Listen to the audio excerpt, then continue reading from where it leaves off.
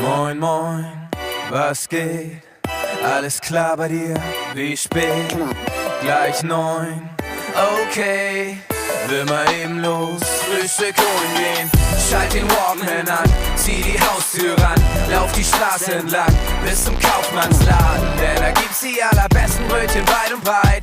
Kann am Tresen kurz mal lesen, was die Zeitung schreibt. Irgendwas von einem Großangriff und tätige Bomben auf kleine Stadt. Viele Menschen ums Leben bekommen in dem Airport gleich gemacht. Nur eine Nacht. Ich zahle und verlasse den Bäcker, hören auf den Nachrichtensprecher. Lage wieder mal dramatisch verschlechtert, heute fantastisches Wetter. Plötzlich gibt's einen Knall, 1000 Scherben überall. Die Nachbarskatze hat's erwischt bei einem Verkehrsunfall. Der Anblick kann einem echt die Laune verderben. Was fällt diesem Mistvieh ein, hier genau vor meinen Augen zu sterben? Absolute Wahnsinnsshow. Im Fernsehen und im Radio. Die Sonne lacht so schadenfroh. An Tagen wie diesen, niemand der mir sagt, wieso. Beim Frühstück oder Abendbrot. Die Fragen wollen so gnadenlos. An Tagen wie diesen.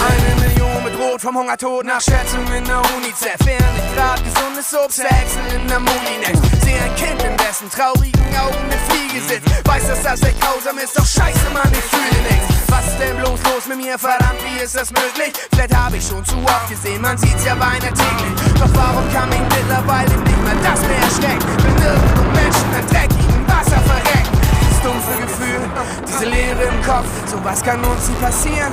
Und was wäre, wenn doch, mich zerreißen die Fragen. Ich kann den Scheiß nicht ertragen, die anderen nichts mehr zu fressen und ich hab Steine im Magen. Absolute Wahnsinnsshow. Im Fernsehen und im Radio. Die Sonne lacht so schadenfroh. An Tagen wie diesen, niemand der mir sagt, wieso. Beim Frühstück oder Abendbrot. Die Fragen wollen so gnadenlos. An Tagen wie diesen.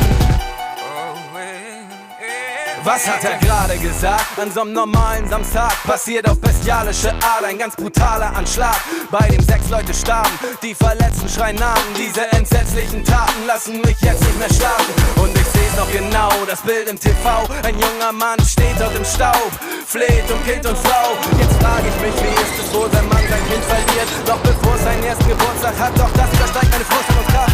Vielleicht waren die Attentäter voller Hass für den Gegner. Vielleicht gab es Liebe für Familien, sie waren sogar selber Väter. Manchmal, wenn ich Nachrichten sehe, passiert mit mir etwas Seltsames. Denn auch wir sind Eltern jetzt und mein Kind in diese Welt gesetzt. Dann kommt es vor, dass ich Angst davor krieg, dass uns etwas geschieht, dass man den verliert, den man liebt, dass es das wirklich gibt. Mitten in der Nacht werde ich wach und mit Schweiß gebadet. Steig ins Bett meiner Tochter und hör, wie sie ganz leise atmet. Absolute Wahnsinnsshow. Im Fernsehen und im Radio.